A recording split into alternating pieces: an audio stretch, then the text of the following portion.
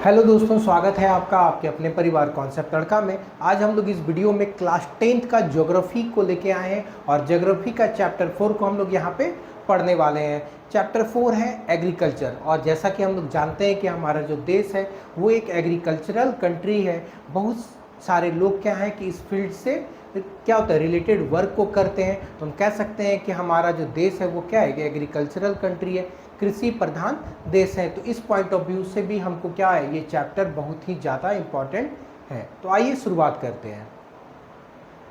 India is an agriculturally important country. 2/3 of its population is engaged in agricultural activities. कह रहा है कि हमारा जो देश है ये क्या है, कृषि प्रधान देश है।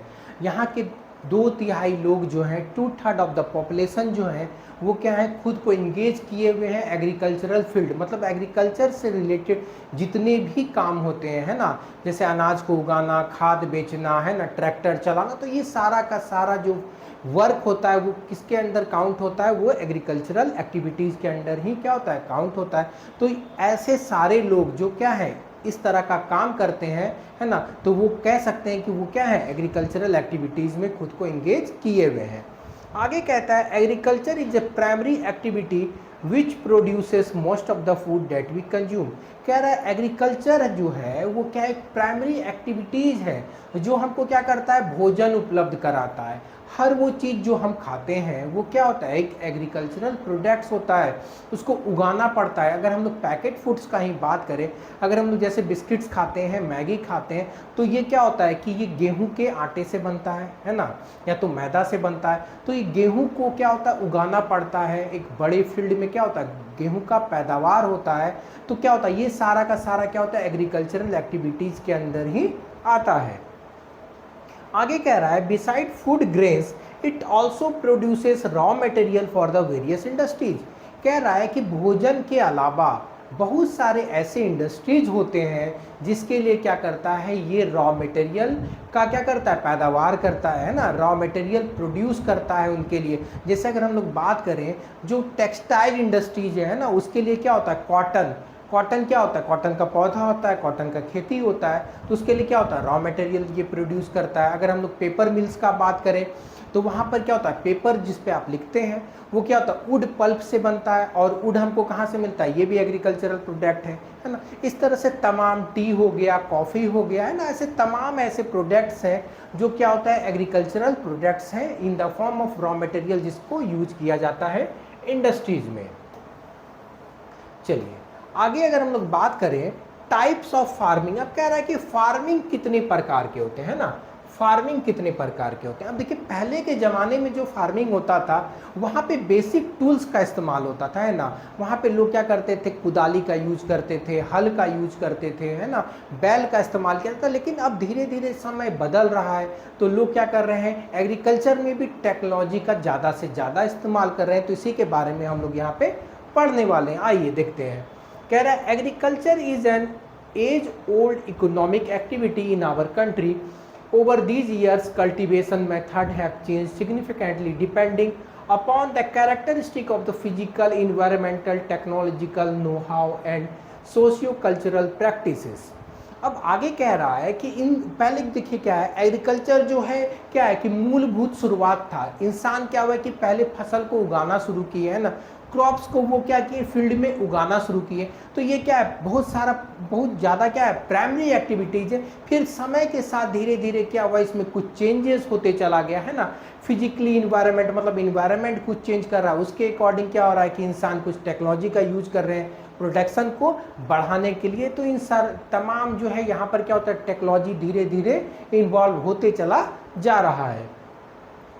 Farming varies from the subsistence to the commercial type. At present, in different parts of India, the following farming system are practiced. अब कह रहा है कि फार्मिंग जो है, कह रहा है कि अब फार्मिंग क्या हो रहा है, सब्सिस्टेंस से कॉमर्शियल की तरफ बढ़ते जा रहा है। कहने का मतलब है पहले जो लोग खेती करते थे वो खुद का, अपने परिवार का क्या करते थे, भरण पोषण करने के लिए क्या करते थे, अनाज का पैदावार करते थे। उनको उतना ही अनाज उगाना था जितने में उनके परिवार का क्या हो जाए कि पूर्ति हो जाए, उनके परिवार को भोजन उपलब्ध हो जाए। लेकिन धीरे धीरे क्या हुआ कि अब प्रोडक्शन जो है लार्ज स्केल पे हो रहा है, ताकि क्या हो कि वो अपने प्रोडक्ट्स को, अपने क्रॉप्स को जो है वो क्या हो गए बेच दें। तो कमर्शियलाइजेशन होते जा रहा है एग्रीकल्चर का। अब आगे अगर हम लोग बात करें तो प्रिमिटिव सब्सिस्टेंस फार्मिंग है ना, तो प्रिमिटिव सब्सिस्टेंस फार्मिंग जो होता है, कह रहा है this type of farming is still practice in the few pockets of India.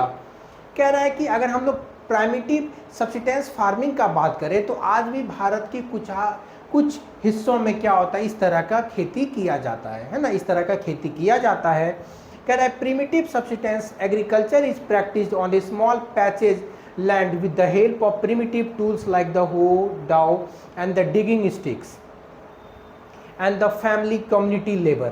अब कह रहा है कि वैसा, कह रहा है प्राइमिटिव सब्सिस्टेंस फार्मिंग में जो है छोटे खेत पे किसान काम करते हैं, है ना, बेसिक टूल्स का इस्तेमाल करते हैं, है ना, कुदाली का इस्तेमाल करते हैं, हो का इस्तेमाल करते हैं, प्लो का इस्तेमाल करते हैं, डिगिंग स्टिक्स का इस्तेमाल करते हैं। मतलब जो मूलभूत जो ज़रूरत का चीज़ होता है ना, जो मैनुअली जिससे काम किया जाता है उनके फैमिली के मेंबर्स करते हैं, और उसी के आसपास के अगर फैमिली मेंबर्स कम पड़ गए तो आसपास के लोग क्या करते हैं, मिलके खेती करते हैं।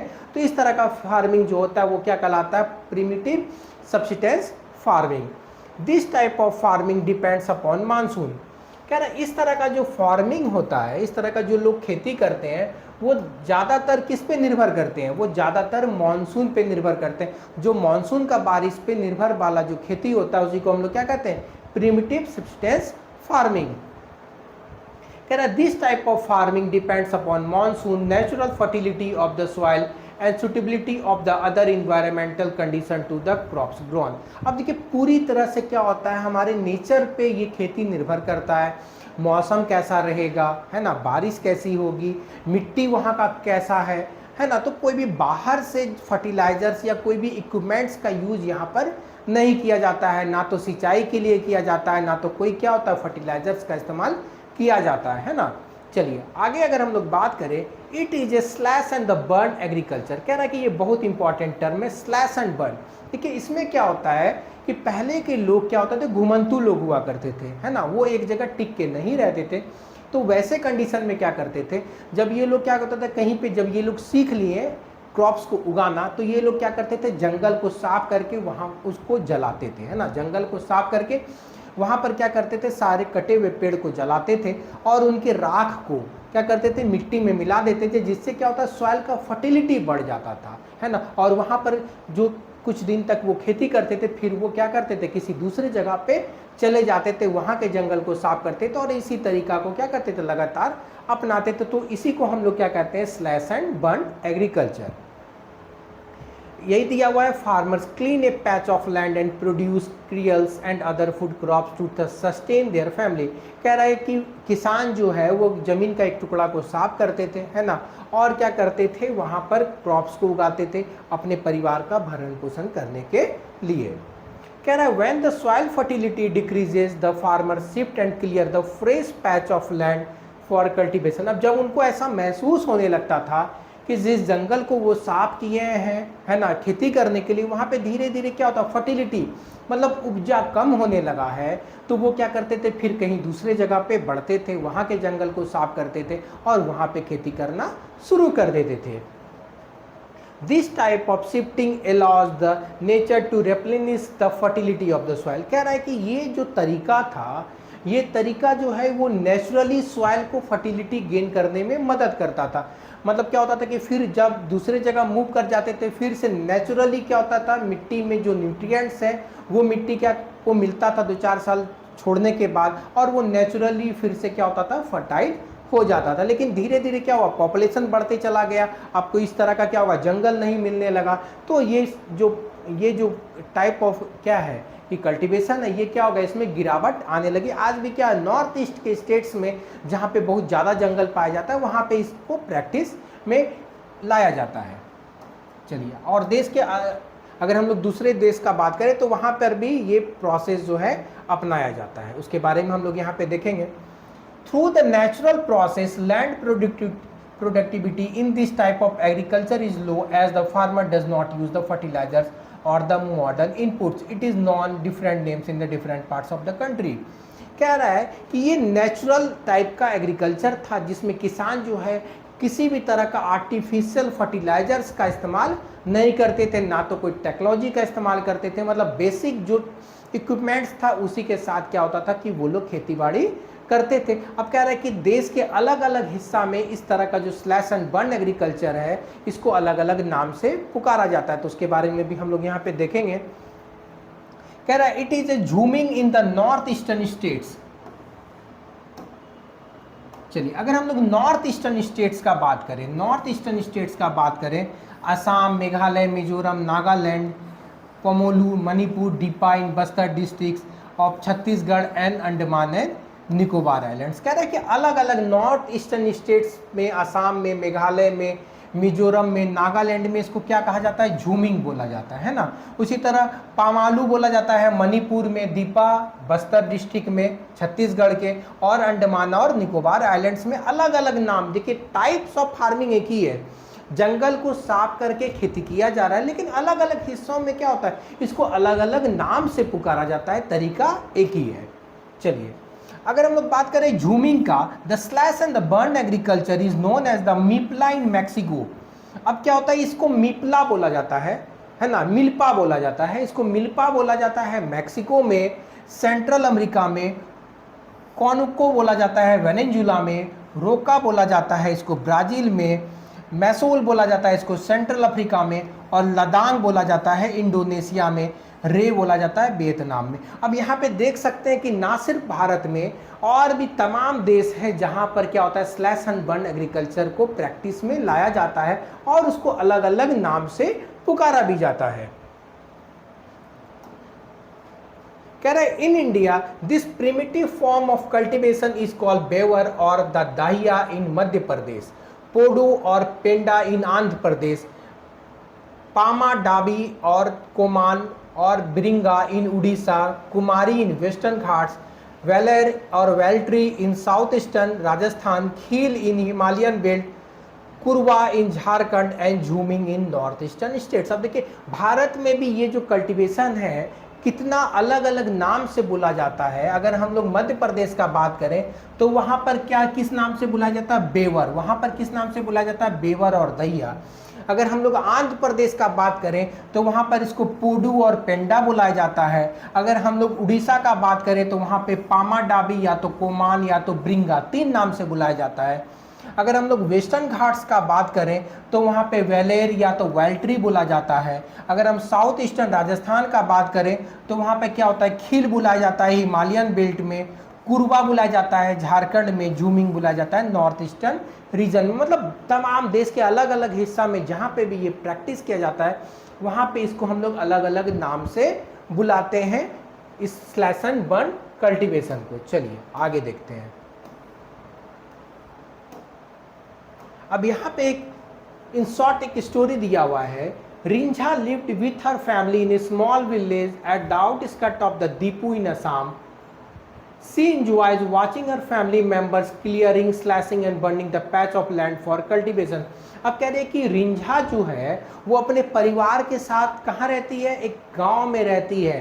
दीपू वो कहाँ है, असम के गांव में रहती है।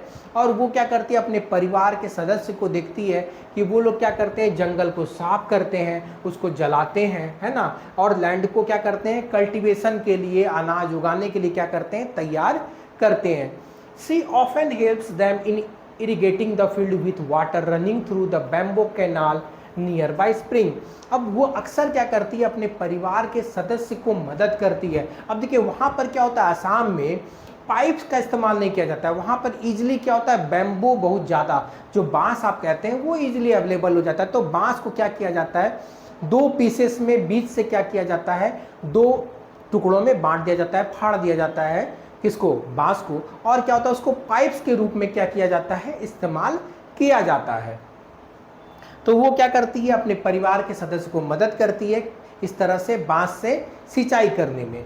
आगे कहता है she loves the surrounding and wants to stay here as long as she can, but this little girl has no idea about the declining fertility of the soil and family search of the fresh and the patch of land in the next season. अब कह रहा है कि उसको वो जो है इस तरह का इन्वायरमेंट में रहना काफ़ी अच्छा लगता है उसको, है ना। और कह रहा है कि उसको ये कतई अंदाज़ा नहीं है कि जब ये सॉइल का फर्टिलिटी यहाँ पर ख़त्म हो जाएगा तो उसके फैमिली जो है फिर किसी नए फील्ड की तलाश में आगे बढ़ जाएंगे, नए जंगल को साफ करेंगे और वहाँ से पुनः क्या करेंगे, खेती शुरू करेंगे। तो ये बच्ची को बिल्कुल भी इस चीज़ का अंदाज़ा नहीं था। चलिए आगे देखते हैं। कह रहा है can you name the type of farming Rinjha's family is engage in, can you list some crops which are grown in such farming. कह रहा है कि आप आराम से बता सकते हैं कि रिंझा का जो फैमिली है वो क्या है, झूमिंग में लगा हुआ है, मतलब स्लैश एंड बर्न तरह का क्या है, एग्रीकल्चर है। अब intensive subsistence farming, this type of farming is practice in the areas of high population pressure on the land. अब कह रहा है इंटेंसिव सब्सिस्टेंस फार्मिंग जो है वो वैसे क्षेत्र में होता है जहाँ पर आबादी बहुत ज़्यादा होती है, जहाँ की आबादी क्या होती है, बहुत ज़्यादा होती है। कह रहा है it is a labour intensive farming where high doses of biochemical inputs and irrigation are use for obtaining the high production. अब अगर हम लोग बात करें, इंटेंसिव सब्सिस्टेंस फार्मिंग वैसे क्षेत्र में किया जाता है जहाँ की आबादी बहुत ज़्यादा होती है। अब जाहिर सी बात है कि अगर आबादी ज़्यादा होगा तो क्या होगा, ज़्यादा भोजन का जरूरत पड़ेगा, ज़्यादा प्रोडक्शन करना पड़ेगा। तो वहाँ पर क्या किया जाता है, बहुत ज़्यादा मात्रा में केमिकल्स का इस्तेमाल किया जाता है ना, केमिकल्स का इस्तेमाल किया जाता है। इरिगेशन जो है, इरिगेशन किया जाता है, सिंचाई किया जाता है ट्यूबवेल से, है ना, कैनाल से सिंचाई किया जाता है, जिसको आप पानी देना बोलते हैं, ताकि क्या होगा कि प्रोडक्शन ज़्यादा हो। प्रोडक्शन ज़्यादा होगा तभी क्या होगा, लोगों को अनाज उपलब्ध हो पाएगा। अब कह रहा है can you name some of the states of India where such farming is practice. तो ये आपके लिए होमवर्क है, आपको वैसे स्टेट्स को ढूंढना है जहाँ पे इस तरह का खेती किया जाता है। दो the right of the inheritance leading to the division of the land among the successive generation has rendered land holding site uneconomical and the farmers continues to take maximum output from the limited land in the absence of alternative sources of the livelihood। कह रहा है कि अब क्या कह रहा है कि अब जैसे जैसे पॉपुलेशन बढ़ते जा रहा है वैसे वैसे क्या हो रहा है कि जमीन खेती करने के लिए क्या हो रहा है कि घटते चला जा रहा है ना।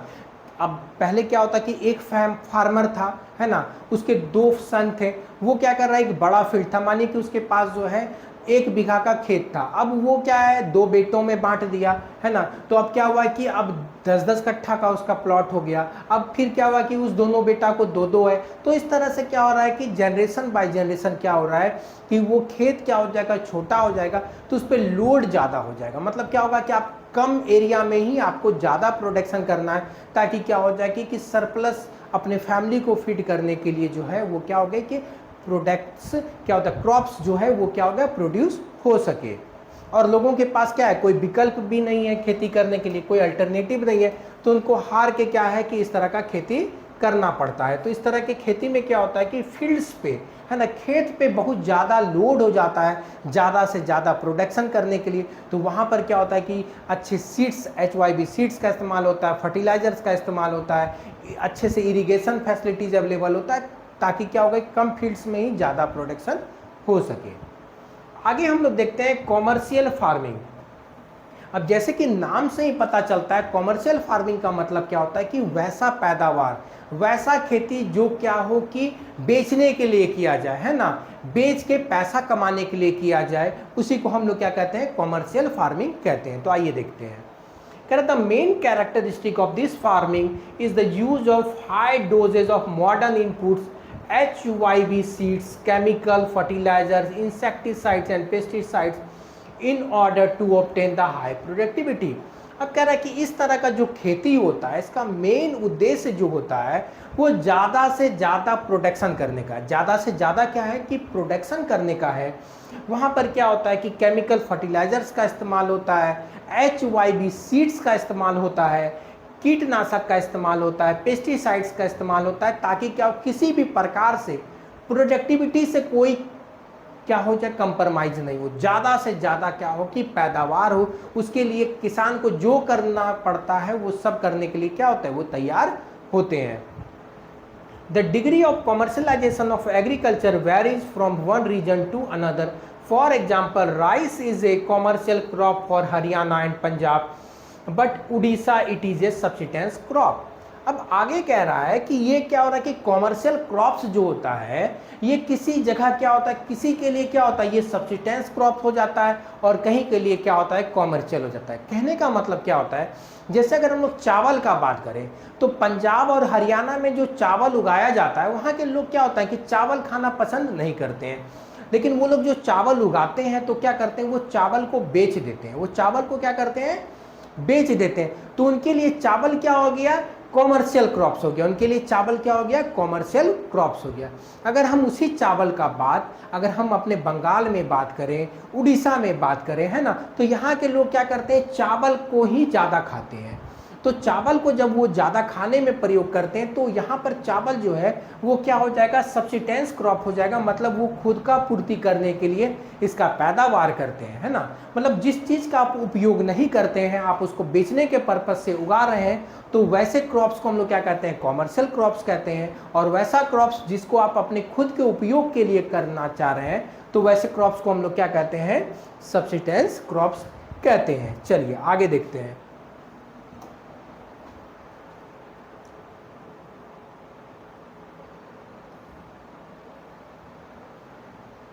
आगे कह रहा है plantation is also type of commercial farming. In this type of farming a single crop is grown on a large area. The plantation has an interface of agriculture industry. अब कह रहा है कि प्लांटेशन जो एग्रीकल्चर है ना, ये कह रहा है कि सिंगल क्रॉप्स मतलब प्लांटेशन से क्या समझ में आ रहा है, मतलब पेड़ लगाया जाता है, पेड़ का खेती है ना, पेड़ों का खेती जिसको हम लोग क्या करते हैं बगीचा कहते हैं। जैसे आम का बगीचा है ना, उत्तर प्रदेश में है, बिहार में है, बहुत ज़्यादा आपको क्या होगा यहाँ पर आम का बगीचा देखने को मिलेगा। अगर हम लोग मुजफ्फरपुर का बात करें वहाँ पे आपको लीची का बगीचा देखने को मिलेगा, है ना। अगर हम लोग क्या करेंगे हिमाचल प्रदेश का बात करेंगे तो वहाँ पर सेब का बगीचा देखने को मिलेगा। अगर हम लोग आसाम का बात करेंगे तो वहाँ पर आपको चाय का खेती देखने को मिलेगा। कर्नाटका का बात करें, केरला का बात करें तो वहाँ पर आपको रबड़ का खेती मिलेगा, है ना, कॉफ़ी मिलेगा। तो इस तरह का जो क्रॉप्स होता है ट्री के फॉर्म में होता है जो बहुत बड़े एरिया में लगाया जाता है, उसी को हम लोग क्या कहते हैं, प्लांटेशन कहते हैं। उसको हम लोग क्या कहते हैं, प्लांटेशन कहते हैं। जब क्या होता है कोई पेड़ लगाया जाता है क्रॉप्स के फॉर्म में बहुत बड़े क्षेत्र में। Plantation covers a large tract of land, capital intensive inputs with the help of migrant labours. अब कह रहा है कि यहाँ पर क्या होता है कि बहुत ज़्यादा कैपिटल, पूंजी बहुत ज़्यादा लगता है ना, पूंजी। अब देखिए क्या है कि यहाँ पर पेड़ को लगाने के लिए क्या होता है बहुत ज़्यादा पूंजी का ज़रूरत पड़ता है। एक पेड़ का कीमत बहुत ज़्यादा होता है, उसको देखभाल करके उसको बड़ा करने में क्या होता है बहुत ज़्यादा लंबा समय लगता है। कहने का मतलब क्या होता है, आप किसी भी पेड़ को लगाइए तो आपको 5 से 6 साल क्या होता है उसको तैयार होने में लग जाता है। तो उसके पहले जितना भी आपका इन्वेस्टमेंट होगा वो क्या होगा, उतना कैपिटल आपके पास होना चाहिए, उतना पूंजी होना चाहिए। मतलब 5 साल तक आपको, 5 से 6 साल तक आपको लगभग कोई भी रिटर्निंग नहीं आने वाला है, सिर्फ पूंजी ही लगता रहेगा। इसलिए क्या होता है इसमें ज़्यादा कैपिटल का जरूरत पड़ता है। All the produce is used as the raw material in the respective industry. अब कह रहा है कि इसमें ज़्यादातर जो भी प्रोडक्ट्स प्रोड्यूस होते हैं वो क्या होता है किसी ना किसी इंडस्ट्रीज में रॉ मटेरियल के रूप में क्या होता है इस्तेमाल होते हैं। जैसे अगर हम लोग चाय का बात कर लें, है ना, तो चाय का जो बागान होता है वहाँ पर जो पत्तियाँ तोड़ी जाती है उस पत्तियों को क्या किया जाता है फैक्ट्रीज में दे के चाय का क्या होता है उस लीफ से चाय का दाना तैयार किया जाता है ना, फिर क्या होता है वो मार्केट्स में सेल होता है। उसी तरह जो रबड़ का जो क्या होता है प्लांटेशन होता है वहाँ पर भी क्या होता है रबड़ को फैक्ट्रीज में भेजा जाता है, जिससे क्या होता है अलग अलग प्रोडक्ट्स बनता है रबड़ का। कॉफ़ीज़ के साथ भी यही होता है। तो इस तरह का तमाम जो प्रोडक्ट्स होता है वो रॉ मटेरियल के फॉर्म में इस्तेमाल होता है किसी न किसी इंडस्ट्रीज में। आगे कहता है in India tea, coffee, rubber, sugarcane, banana are important plantation crops. अगर हम लोग देखिए शुगर केन का भी बात कर लें, बहुत कॉमनली है ये नॉर्थ इंडिया के उत्तर प्रदेश बिहार में। तो शुगर केन जो है आप क्या होगा गन्ना का अगर खेती कर रहे हैं तो आप गन्ना का रस निकाल के तो पेट नहीं भरिएगा, आपको क्या होगा कि इसको किसी ना किसी फैक्ट्रीज में भेजना पड़ेगा। अब वहाँ पर क्या होता है कि गुड़ बनता है, और अगर उससे थोड़ा सा ज़्यादा डेवलप्ड इंडस्ट्रीज है तो वहाँ पर क्या होता है, इससे चीनी तैयार होता है ना, चीनी तैयार किया जाता है। तो वहाँ पर भी शुगर केन जो है रॉ मटेरियल के रूप में क्या होता है, इस्तेमाल किया जाता है।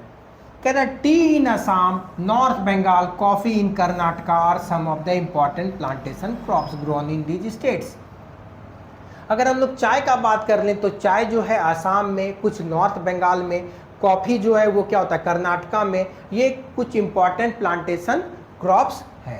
कह रहा since the production is mainly for the market as well develop network of the transport and communication connects the plantation areas, processing industries and the markets play an important role in the development of the plantation। अब देखिए ये जो plantation जो crops होता है ये पूरी तरह से क्या होता है, मार्केट बेस्ड होता है।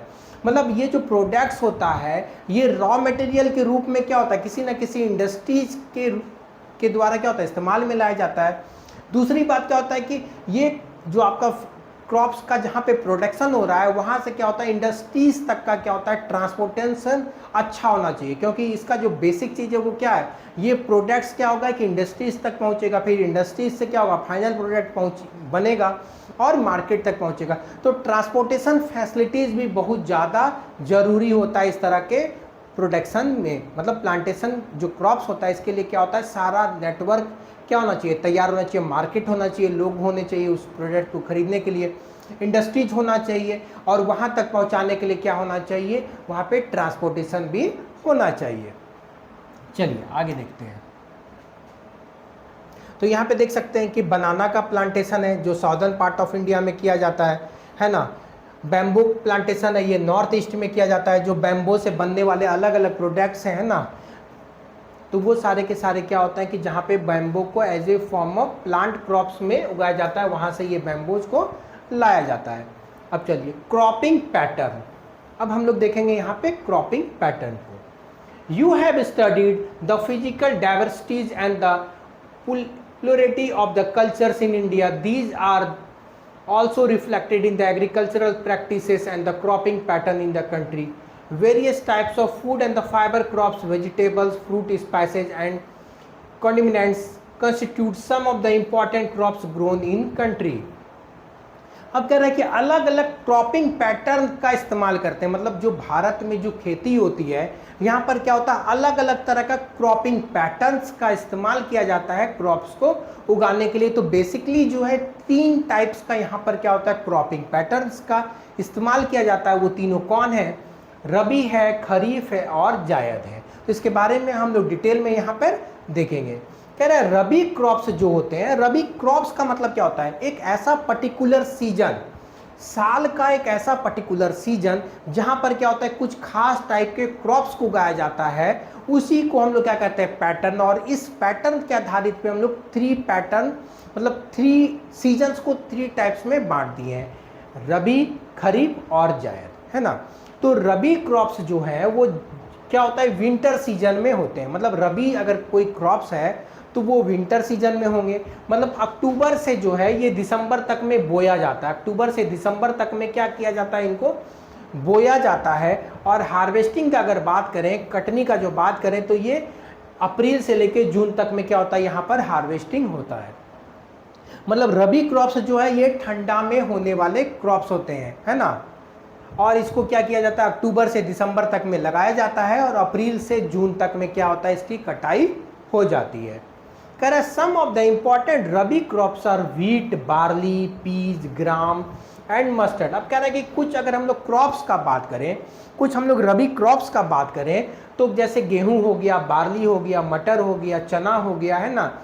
जो हम लोग क्या करते हैं, तीसी, जो क्या होता है कि जिसको राइचा बोलते हैं, जिससे सरसों तेल निकलता है, मस्टर्ड, वो सारे के सारे क्या है कि रबी क्रॉप्स है। Though these crops are grown in the large part of India, states from the north and the northwestern parts such as Punjab, Haryana, Himachal Pradesh, Jammu Kashmir,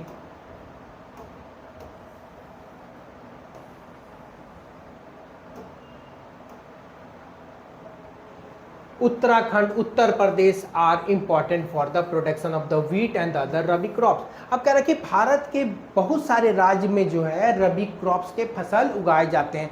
Jammu Kashmir में, उत्तराखंड में, उत्तर प्रदेश में, है ना, ये कुछ इम्पॉर्टेंट जो स्टेट्स हैं जहाँ पर क्या होता है रबी क्रॉप्स पे ज़्यादा फोकस होता है। यहाँ पर गेहूँ का पैदावार जो है यहाँ पर बहुत ज़्यादा होता है। कह रहा है availability of the precipitation during winter months due to the western temperate cyclones help in the success of these crops। अब कह रहा है कि यहाँ पर क्या होता है कि कुछ कुछ बूंदाबांदी होती है ना, कुछ कुछ जगह पे क्या होता है कि हल्का सा बारिश ऐसा होता है, बारिश नहीं कह सकते, जिसको आप ओस कहते हैं। ठंडा के दिन में क्या होता है, ओस होता है, फॉग, है ना, सवेरे के समय आप देखेंगे घास भींगा हुआ रहता है। तो उस तरह का जो होता है टेम्परेट साइक्लोन्स के कारण में, जिससे क्या होता है इस क्रॉप्स को बहुत ज़्यादा क्या होता है फायदा होता है, मतलब प्रोडक्शन बढ़ जाता है। However, the success of the green revolution in Punjab, Haryana, Western Uttar Pradesh and the parts of Rajasthan has also been an important factor in the growth of the above mentioned rabi crops। अब कह रहा है कि green हरित क्रांति के द्वारा, है ना, हरित क्रांति में क्या हुआ था कि ज़्यादा से ज़्यादा क्रॉप्स प्रोडक्शन पे फोकस किया गया था। तो कह रहा है कि जो ग्रीन रिवॉल्यूशन है उसके अंतर्गत क्या हुआ कि पंजाब, हरियाणा, पश्चिमी उत्तर प्रदेश, राजस्थान के कुछ हिस्सों में जो है क्या हुआ कि रबी क्रॉप्स का प्रोडक्शन जो है बहुत ज़्यादा बढ़ गया, क्योंकि गवर्नमेंट का जो है स्पेशल फोकस था इस क्रॉप्स को ज़्यादा से ज़्यादा इनके प्रोडक्टिविटी को बढ़ाने में। चलिए अब कह रहा है कि kharif crops are grown on the onset of the monsoon in the different parts of the country and they are harvested in September and October. अब जो दूसरा टाइप ऑफ सीजन है वो कौन सा है, रबी के बाद खरीफ। तो खरीफ जो है वो ऐसा सीजन है जो क्या होता है कि वर्षा का जब शुरुआत होता है, मानसून जब आता है, उस समय जो क्रॉप्स को लगाया जाता है, बोया जाता है, तो वैसे क्रॉप्स किसके अंतर्गत आते हैं, खरीफ के अंतर्गत आते हैं। और खरीफ को कब कटाई किया जाता है, हार्वेस्ट जो है ये सितंबर से अक्टूबर के बीच कर लिया जाता है। अगर हम कुछ इंपॉर्टेंट क्रॉप्स का बात करें जो इस सीजन में उगाया जाता है, तो सबसे इंपॉर्टेंट इसमें पैडी है। पैडी का मतलब क्या होता है, राइस। अब राइस को लगाने के लिए क्या होता है, खेत में स्टैंडिंग वाटर होना चाहिए। स्टैंडिंग वाटर मतलब क्या होता है, खेत जो है पूरी तरह से पानी से लबालब भरा होना चाहिए।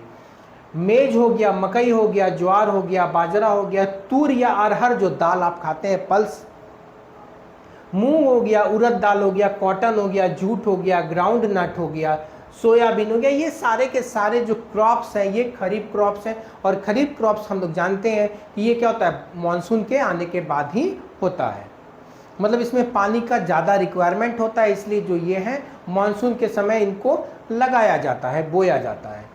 Some of the most important rice growing region are Assam, West Bengal, coastal region of Odisha, Andhra Pradesh. अब कह रहे हैं कि अगर हम लोग बात करें कुछ इंपॉर्टेंट राइस प्रोडक्शन वाले स्टेट का, मतलब वैसे राज्य जहां पर चावल का ज़्यादा प्रोडक्शन होता है, तो वो राज्य हैं उड़ीसा हो गया, आंध्र प्रदेश हो गया, वेस्ट बंगाल हो गया, असम हो गया। तो ये जो है कुछ ऐसे राज्य हैं, है ना। अगर हम लोग असम, वेस्ट बंगाल का बात करें, है ना, ये तो क्या है, ये ज़्यादातर क्या है, नॉर्थ ईस्ट के तरफ के स्टेट्स हैं। अगर हम लोग कोस्टल रीजन का बात करें, मतलब जो समुद्र के तट वाले राज्य हैं, उसमें से क्या हो गया, उड़ीसा हो गया, आंध्र प्रदेश हो गया, तेलंगाना हो गया, है ना, उड़ीसा हो गया, ये केरला हो गया, महाराष्ट्र हो गया। तो ये सारे के सारे जो कोस्टल रीजन है जहाँ पर क्या होता है, चावल का ज़्यादा खेती किया जाता है ना, चावल का ज़्यादा खेती किया जाता है। अब कह रहा है recently paddy has become an important crop of Punjab and Haryana. अब कह रहा है कि हाल के समय में पंजाब और हरियाणा में भी क्या होता है, चावल का खेती बहुत ज़्यादा होने लगा। और हम लोग अभी तुरंत पढ़े हैं कि हरियाणा में चावल जो होता है वो क्या होता है, कॉमर्शियल क्रॉप्स के रूप में होता है। मतलब वहाँ पे जो लोग हैं वो रोटियाँ खाते हैं, गेहूँ से बने हुए चीज़ को खाते हैं। तो चावल वो क्या करते हैं, उगाते तो सही है, लेकिन वो चावल जो है दूसरे राज्य में बेचने के लिए उगाते हैं। In the states like the Assam, West Bengal and Odisha, 3 crops of paddy are grown in a year. These are Os, Aman and Boro। अब कह रहा है अगर हम लोग बंगाल और उड़ीसा, असम, बंगाल और उड़ीसा का बात करें, असम, बंगाल और उड़ीसा राज्य में चावल का साल में 3 बार खेती किया जाता है। 3 बार क्या होता है, चावल वहाँ के लोग लगाए जाते हैं। अब इसको अलग अलग नाम दिया गया है, औस, आमान एंड बोरो, है ना। मतलब साल भर में 3 बार चावल का खेती किया जाता है। अब कारण क्या है कि यहाँ पर क्या होता है कि आपको कहीं ना कहीं क्या है, यहाँ पर मॉनसून मतलब जो क्लाइमेट है वो भी क्या है, पैडी के लिए फेवरेबल है, वो भी क्या है, पैडी के लिए फेवरेबल है। दूसरा जो है, यहाँ जो चावल है वो क्या होता है, सब्सिस्टेंस क्रॉप्स है, मतलब यहाँ के लोग क्या है, चावल को खाना पसंद करते हैं, खाने के उपयोग में लाते हैं, इसलिए क्या होता है, यहाँ पर चावल का ज़्यादा पैदावार किया जाता है। आगे कह रहा है, in between the rabi and the kharif season there is a short season during the summer month known as the zaid season. अब कह रहा है कि रबी और खरीफ के सीजन के बीच में, रबी और खरीफ सीजन के बीच में एक और सीजन आता है कुछ समय के लिए, जिसको हम लोग जायद सीजन कहते हैं। Some of the crops produce during the zaid are, अब कह रहे हैं कि कुछ फसल जो जायद में उगाए जाते हैं, जायद सीजन में, अगर हम उसका बात करें तो वो कौन कौन से हैं, watermelon, muskmelon, cucumber, vegetables, fodder, sugar cane, almost a year to grow.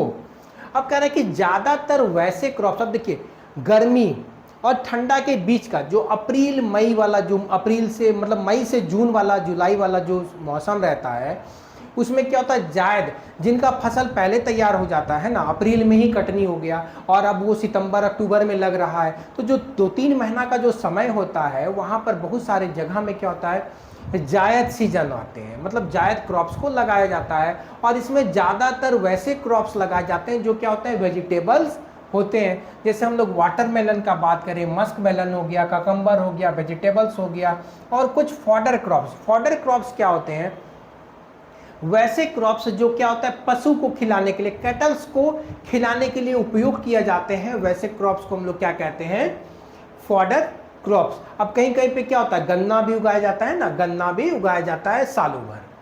अब मेजर क्रॉप्स का अगर हम लोग बात करें, मेजर क्रॉप्स, कह रहे हैं variety of crops and the non food crops are grown in the different part of the country depending upon the variation in the soil, climate and the cultivation practices. कह रहा है कि ना सिर्फ खाने वाले फूड क्रॉप्स, इसके साथ साथ नॉन फूड क्रॉप्स का भी खेती किया जाता है। अब ये निर्भर करता है, किस पे निर्भर करता है, वहाँ की मिट्टी पे, वहाँ के मौसम पे, वहाँ के टेम्परेचर पे। क्या क्या फैक्टर्स होना चाहिए, सॉइल होना चाहिए, क्लाइमेट होना चाहिए और सीजन होना चाहिए। तो ये सारा फैक्टर्स अगर फेवरेबल है, तब क्या होगा, फूड क्रॉप्स के साथ क्या होता है, कुछ नॉन फूड क्रॉप्स को भी उगाया जाता है। कह रहा है major crops grown in India. अब कह रहा है कि अगर हम कुछ क्रॉप्स का बात कर लें कि कौन कौन से प्रमुख फसल हैं जो भारत में उगाए जाते हैं, तो सबसे ज़्यादा rice, wheat, millets, pulses, tea, coffee, sugar cane, oil seeds, cotton, jute.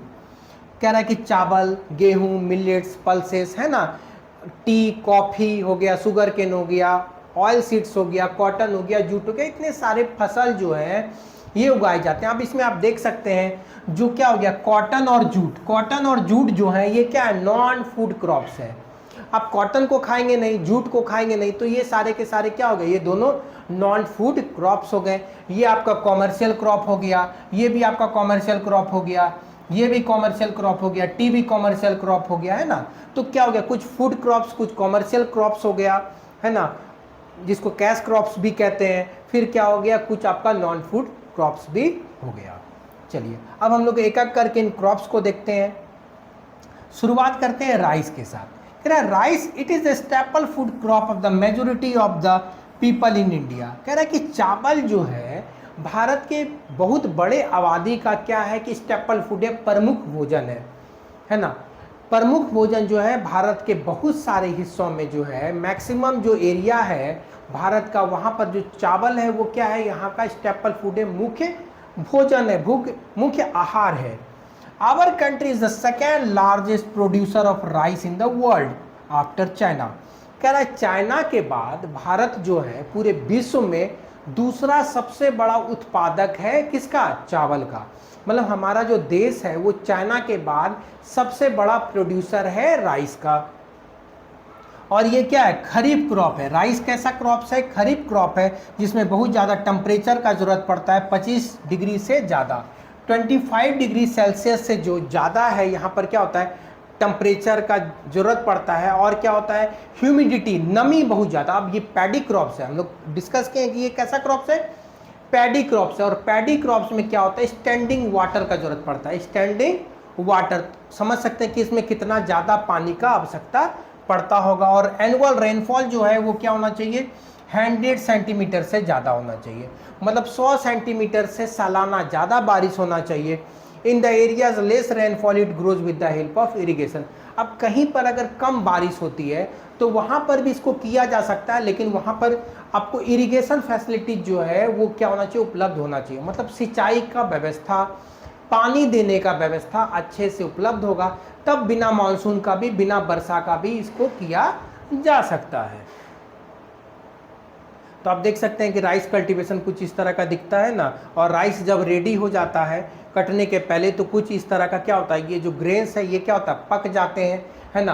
तो राइस जब पक जाते हैं तो क्या होता है, इसको सितंबर अक्टूबर में काट लिया जाता है। और ये क्या है, खरीफ क्रॉप्स हैं, इसको हम लोग देख चुके हैं।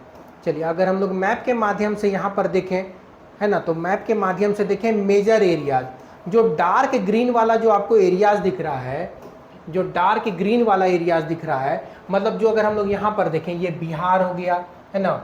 अगर हम लोग ईस्टर्न उत्तर प्रदेश का बात करें, है ना, ये बिहार हो गया, झारखंड का कुछ हिस्सा, पूरा का पूरा बंगाल हो गया, उड़ीसा हो गया, है ना, इधर क्या हो गया, आंध्र प्रदेश हो गया, है ना, कोस्टल रीजन में। और अगर हम लोग आगे की तरफ बढ़े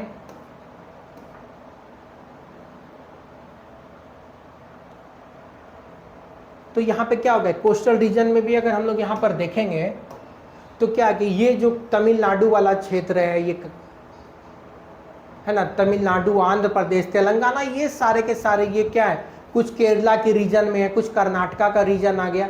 तो ये सारे के सारे क्या है कि मेजर प्रोड्यूसर है राइस के। ये क्या है, मेजर प्रोड्यूसर है राइस के। कोस्टल एरियाज भी हो गया, बिहार भी आ गया, उत्तर प्रदेश भी हो गया, बंगाल आ गया, उड़ीसा आ गया, आसाम हो गया। तो ये सारे क्या है, मेन प्रोड्यूसर हैं। और कोस्टल रीजन जो है, जो वेस्टर्न कोस्ट है, वहाँ पर क्या होता है, माइनर प्रोड्यूसर है, मतलब बहुत ज़्यादा नहीं होता, लेकिन फिर भी ठीक ठाक यहाँ पर क्या होता है, चावल उगाया जाता है। चलिए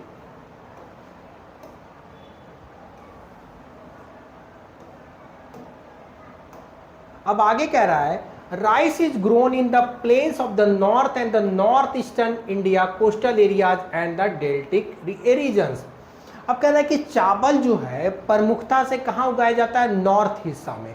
इंडिया का जो नॉर्दर्न रीजन है ना, ऊपर वाला जो हिस्सा है, वहाँ पे उगाया जाता है। नॉर्थ ईस्टर्न जो क्या होता है, सेवन सिस्टर्स वाला स्टेट है, असम है, सिक्किम है ना, ये सारे राज्यों में उगाया जाता है। अगर हम लोग बात करें, वेस्ट बंगाल में भी उगाया जाता है, कोस्टल रीजन में उगाया जाता है, अभी हम लोग जस्ट मैप के माध्यम से देखे हैं। और कुछ डेल्टिक रीजन में, डेल्टा वाला जो रीजन है ना, छत्तीसगढ़ में आपका थोड़ा सा क्या होता है, अगर हम लोग बात करें तो क्या है कि जो महाराष्ट्र के भी कुछ रीजन्स में क्या होता है कि उगाया जाता है। अब कह रहे हैं, development of the dense network, canal irrigation and the tubewells have made possible to grow rice in the areas with the less such as Punjab, Haryana and the western Uttar Pradesh and parts of Rajasthan. अब कह रहा है, अगर इरिगेशन फैसिलिटी, सिंचाई का व्यवस्था अगर आपको बहुत अच्छा उपलब्ध है, तब आप जहाँ पर कम बारिश होती है वहाँ पर भी, जैसे कि पंजाब हरियाणा हो गया, पश्चिमी उत्तर प्रदेश हो गया, राजस्थान के कुछ हिस्सों में भी क्या होता है कि राइस को उगाया जाता है, इरिगेशन फैसिलिटीज अवेलेबल होने के कारण, है ना। जहाँ पर इरिगेशन फैसिलिटीज अवेलेबल है, मौसम क्या है, वहाँ पर थोड़ा सा मॉइस्चर कंटेंट है, टेम्परेचर 25 डिग्री के आसपास है, वहाँ पे आराम से क्या होता है, चावल को उगा लिया जाता है। तो हाल फिलहाल के समय में क्या होता है, इसमें बढ़ चढ़कर पंजाब और क्या है, पंजाब और हरियाणा में भी चावल का खेती हो रहा है। अब जो दूसरा मेन क्रॉप्स है भारत का, वो कौन सा है, व्हीट, गेहूँ। ये second most important cruel crop है, मतलब क्या है, अनाज है। Main food crops in the north and the north western part of the country. अगर हम लोग नॉर्दर्न इंडिया का बात करें, नॉर्दर्न इंडिया क्या हो गया, उत्तर प्रदेश हो गया, दिल्ली हो गया, हरियाणा हो गया, पंजाब हो गया, हिमाचल प्रदेश हो गया, है ना। तो वहाँ के लोगों के लिए क्या है, अगर हम लोग राजस्थान का बात करें, नॉर्थ वेस्टर्न में गुजरात का बात करें, तो वहाँ का जो मेन फूड क्रॉप्स है वो क्या है, वीट है। यहाँ का जो मेन फूड क्रॉप्स है वो कौन सा है, वीट है। वीट क्या है, मेन फूड क्रॉप्स है। This rabi crops require a cool growing season and a bright sunshine. कह रहा है कि यहाँ पर क्या होता है कि कैसा मौसम का जरूरत चाहिए, अगर हम लोग बात करें तो यहाँ पे ठंडा मौसम का जरूरत चाहिए। मतलब जो मौसम होना चाहिए वो क्या होना चाहिए, ठंडा होना चाहिए, और जो वर्षा होना चाहिए वो क्या होना चाहिए, 50 to 75 सेंटीमीटर एनुअली। अब याद कीजिए, चावल में 100 सेंटीमीटर से ज़्यादा का जरूरत था, और यहाँ पे 50 से 75 सेंटीमीटर में ही आपका काम चल जाएगा। और ब्राइट सनशाइन, मतलब जो धूप होना चाहिए वो खिला होना चाहिए, बादल लगा हुआ वैसा नहीं होना चाहिए, है ना। मतलब धूप जो है ब्राइट सनशाइन होना चाहिए। जब फसल आपका तैयार होने वाला है ना, तो अप्रैल से जून के बीच में ये कटता है, उस समय क्या होना चाहिए, तेज धूप होना चाहिए, पूरा चमकीला, तो क्या होगा, वो अच्छे से ड्राई हो जाता है। कह रहा है there are 2 important wheat growing zones in country.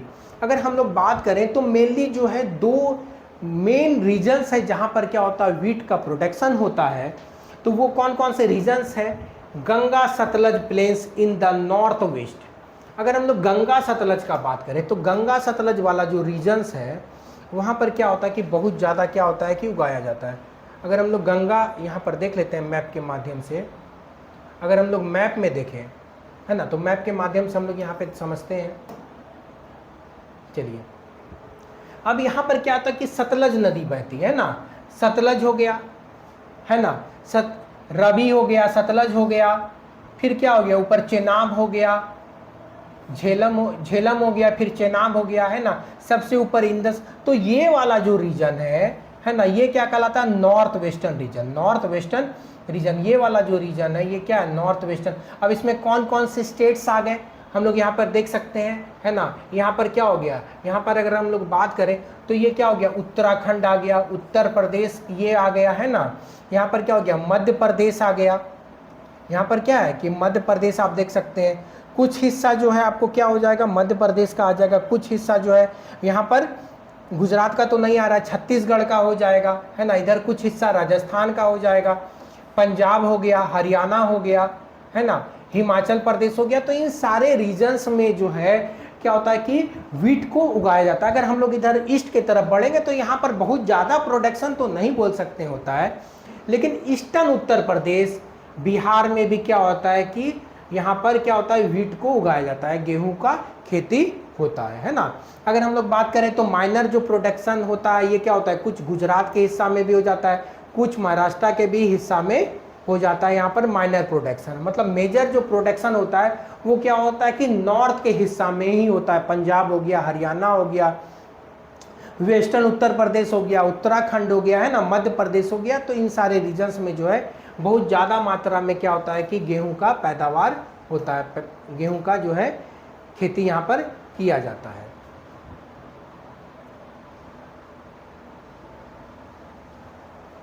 दिया हुआ भी है ना। The major wheat producing states are Punjab, Haryana, Uttar Pradesh, Madhya Pradesh, Bihar and Rajasthan.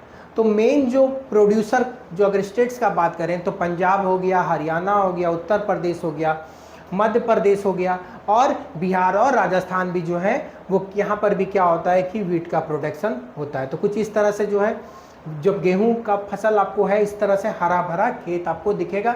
और ये क्या है, रबी क्रॉप्स है। तो इस समय क्या होता है कि बहुत सारे खेतों में क्या होता है कि गेहूं के साथ साथ क्या होता है कि सरसों भी लगाया जाता है। तो सरसों का जो फूल होता है वो येलो कलर का, पूरा फील्ड आपको पीला पीला दिखेगा, तो बहुत ही अच्छा देखने को लगता है। तो आप कभी भी मौका मिले तो आप क्या होगा कि बहुत लोग यहाँ पर फोटोग्राफी के लिए भी आते हैं ना, बहुत ही मनमोहक आपको दिखेगा। अब नेक्स्ट जो क्रॉप्स है वो क्या है, मिलेट्स। अब मिलेट्स वैसा क्रॉप्स होता है जहां पर कम बारिश होती है ना, वैसा रीजन जहां पर कम बारिश होती है वहां पर क्या होता है, मिलेट्स क्रॉप्स को उगाया जाता है। चलिए यहाँ पे देखते हैं, कह रहा है कि jowar, bajra, ragi are the important millets crops grown in India. अब कह रहा है कि ज्वार, बाजरा, रागी ये कुछ इंपॉर्टेंट क्या है, मिलेट्स क्रॉप्स हैं जिसको भारत में प्रमुखता से उगाया जाता है। कह रहा है दो these are known as the coarse grains they have high nutritional values. For example ragi is very rich in iron, calcium and other micro nutrients and roughage. अब कह रहा है कि इसको जो है भारत में कोर्स ग्रेन बोला जाता है, इसको जो है कोर्स मतलब मेन स्टेपल फूड में नहीं आता है ये, लेकिन फिर भी अगर हम इसके न्यूट्रिशनल वैल्यूज का बात करें तो इसमें बहुत ज़्यादा न्यूट्रिशन होता है, पोषक तत्व तो बहुत ज़्यादा मात्रा में इसमें पाया जाता है। अगर हम लोग रागी का बात करें तो इसमें आयरन बहुत ज़्यादा होता है, कैल्शियम बहुत ज़्यादा होता है ना, माइक्रो न्यूट्रिएंट्स बहुत ज़्यादा होता है, रफेज होता है जो डाइजेशन को क्या करता है, ईजी बनाता है। आप जो हॉर्लिक्स पीते हैं है ना, जो आप हॉर्लिक्स पीते हैं है ना, वो अलग अलग फ्लेवर्स में आता है, बहुत अच्छा लगता है, बड़े बच्चे बूढ़े सब लोग इस्तेमाल करते हैं हॉर्लिक्स। तो वो मेनली क्या होता है, मिलेट्स से ही बनता है, वो क्या होता है, मिलेट्स से ही बनता है। Jowar is the third most important food crops with respect to area and production. अगर हम लोग ज्वार का बात करें तो ज्वार जो है मिलेट्स में तीसरा नंबर का क्रॉप्स है ना, जो क्या होता है एरिया और प्रोडक्शन में सबसे ज़्यादा उगाया जाता है। It is a rain fade crops mostly grown in the moist areas which hardly needs irrigation. अब क्या होता है, इसमें सिंचाई ना के बराबर ही जरूरी होता है ना, बहुत ज़्यादा बारिश नहीं भी होगा तब भी क्या होता है, ये हो जाता है, ज्वार आपको आराम से हो जाएगा। क्या ना, मेजर ज्वार प्रोड्यूसिंग स्टेट्स का अगर हम लोग बात करें तो महाराष्ट्र में होता है ज्वार, कर्नाटका में होता है, आंध्र प्रदेश में होता है और मध्य प्रदेश में होता है। तो ये कुछ मेन जो है मिलेट्स में भी अगर हम लोग ज्वार का बात करें है ना, तो ये तीसरा सबसे ज़्यादा उगने वाला क्रॉप्स है भारत में। तो ये किस किस स्टेट्स में होता है, महाराष्ट्र, कर्नाटका, आंध्र प्रदेश और मध्य प्रदेश में।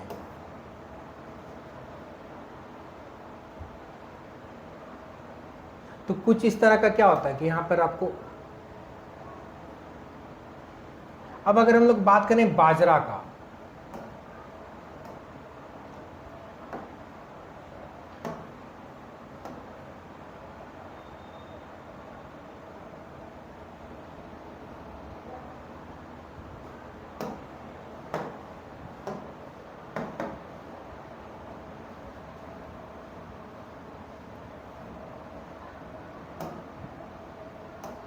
चलिए अगर हम लोग बाजरा का बात करें तो bajra is grown on the sandy soil.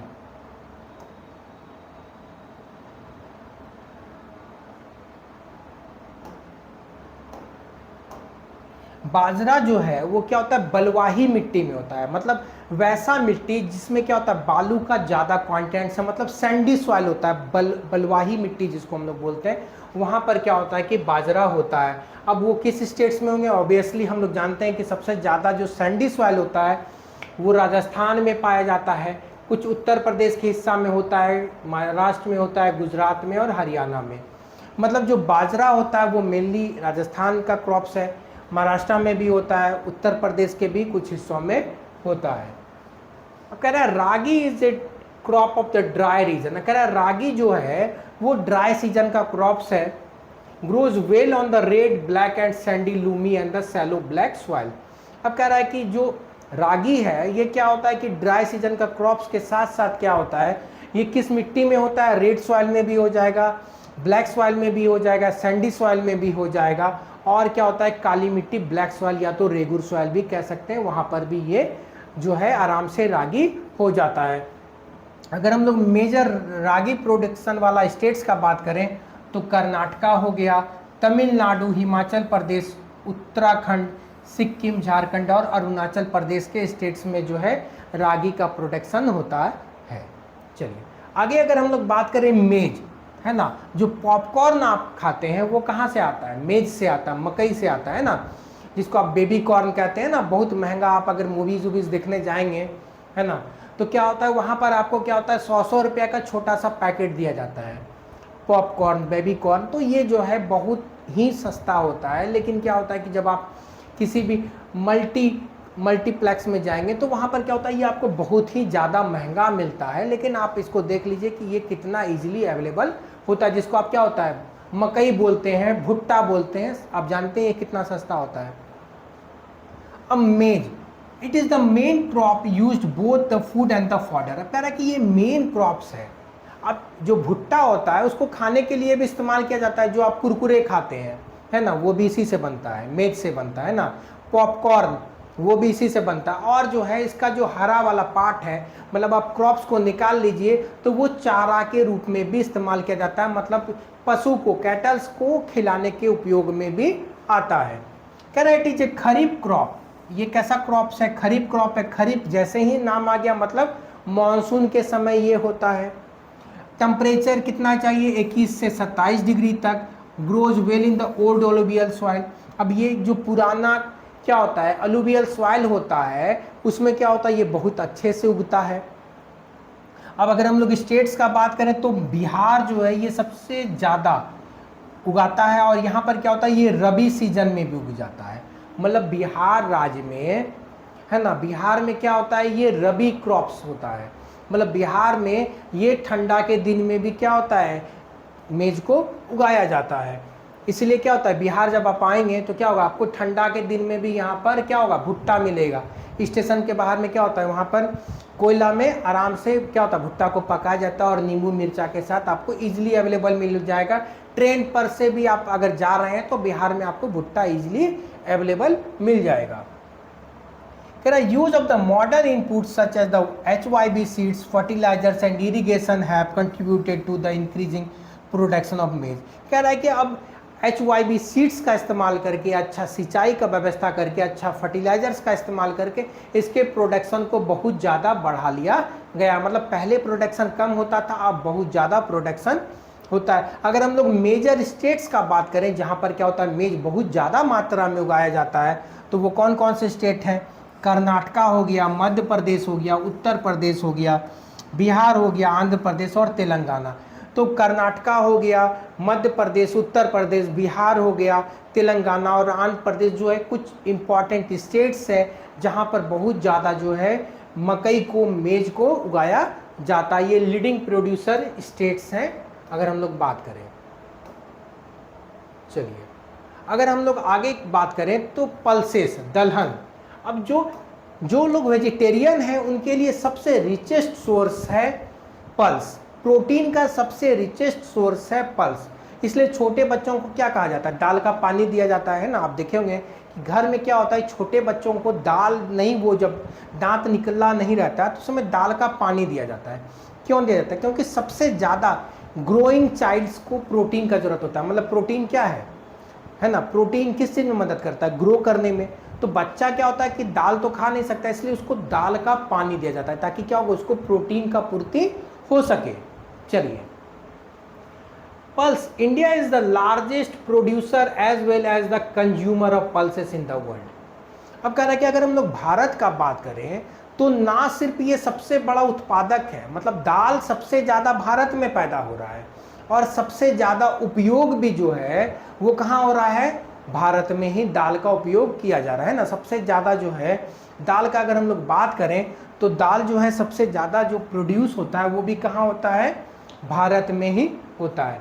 Major source of protein in the vegetarian diet. अब कह रहा है कि जो लोग शाकाहारी हैं, अब शाकाहारी जो लोग हैं उनको प्रोटीन का जो फुलफिल कहाँ से हो पाएगा, दाल से ही हो पाता है। क्योंकि भारत में क्या होता है, लोग दाल चावल खाते हैं तो दाल उनके लिए इम्पॉर्टेंट है ना। दाल के बिना क्या होता है, वो चावल कैसे खाएंगे, है ना। तो ज़्यादातर लोग क्या होता है, दाल का इस्तेमाल करते हैं और दाल से ही क्या होता है, उनको प्रोटीन मिलता है। अगर हम लोग मेजर दाल का बात करें, पल्सेस का बात करें, तो यहाँ पर तूर या जिसको अरहर बोलते हैं, उड़द हो गया, मूंग हो गया, मसूर हो गया, मटर हो गया, है ना, ग्राम हो गया, चना हो गया। Can you distinguish which of these pulses are grown in the kharif season and which are grown in the rabi season. अगर हम लोग दाल का बात करें तो दाल भी तमाम तरह का होता है। अरहर का दाल, मूंग का दाल, चना का दाल, उड़द का दाल, मटर का दाल। अब कह रहे हैं कुछ दाल जो होते हैं वो क्या होता है कि खरीफ क्रॉप्स हैं और कुछ दाल जो है वो क्या है, रबी क्रॉप्स है। मतलब अलग अलग मौसम में क्या होता है, दाल को उगाया जाता है। अगर हम लोग बात करें चना हो गया, मटर हो गया, ये सारे के सारे दाल जो है ये क्या है, रबी क्रॉप्स हैं और कुछ क्या है इसमें से खरीफ क्रॉप्स भी हैं। Pulses need less moisture and survive even in the dry condition Being leguminous crops, all these crops except arhar help in the restoring soil fertility by fixing the nitrogen from the air. अब अगर हम लोग बात करें दाल का, तो दाल का जो पौधा होता है ना, उस क्या होता है कि सूखे मौसम में भी हो जाता है, मतलब उसको बहुत ज़्यादा पानी का आवश्यकता नहीं होता है। अगर हम लोग अरहर का बात छोड़ दें, है ना, तूर, जिसको तूर भी बोलते हैं, अरहर का बात छोड़ दें, तो बाकी जितने भी दलहन होते हैं, पल्सेस होते हैं, उनके जो रूट्स होते हैं उसमें क्या होता है, लिगुमिनस रूट्स होते हैं, जो क्या करते हैं, एटमॉस्फेरिक नाइट्रोजन को नाइट्रेट्स के रूप में बदल देते हैं, कन्वर्ट कर देते हैं ना। तो ये क्या होता है, एटमॉस्फेरिक नाइट्रोजन को नाइट्रेट्स के रूप में बदलते हैं, जो क्या करता है, प्लांट जो है वो क्या होता है, नाइट्रेट्स के रूप में क्या होता है, वो अपना सॉइल क्या होता है, सॉइल फर्टाइल हो जाता है, नाइट्रेट्स में प्रेजेंट हो जाता है, और प्लांट को वो क्या होता है, नाइट्रेट्स देता है। कह रहा therefore these are the mostly grown in the rotation with other crops. इसलिए जो है दाल का जो खेती होता है, ये क्या होता है, रोटेशन में किया जाता है, मतलब एक फसल लगाया जाता है फिर दाल को लगाया जाता है। मतलब सॉइल जो नाइट्रेट्स लूज किया था, उसको दलहन लगाने के बाद, दाल का पौधा लगाने के बाद फिर से क्या होता है, एटमॉस्फेरिक नाइट्रोजन को क्या करता है, वो नाइट्रेट्स में कन्वर्ट कर देता है। फिर से दोबारा क्या होता है, एक बार फिर से मिट्टी क्या होता है, उसको न्यूट्रिएंट्स मिल जाता है, नाइट्रेट्स का जो फुलफिलमेंट है वो क्या होता है, पूरा हो जाता है। अगर हम लोग मेजर पल्स प्रोड्यूसिंग स्टेट्स का बात करें भारत में, तो मध्य प्रदेश है, राजस्थान है, महाराष्ट्र है, उत्तर प्रदेश है और कर्नाटका। तो ये कुछ लीडिंग प्रोड्यूसर स्टेट्स हैं, है ना, जहाँ पर क्या होता है कि पल्सेस को बहुत ज़्यादा मात्रा में उगाया जाता है।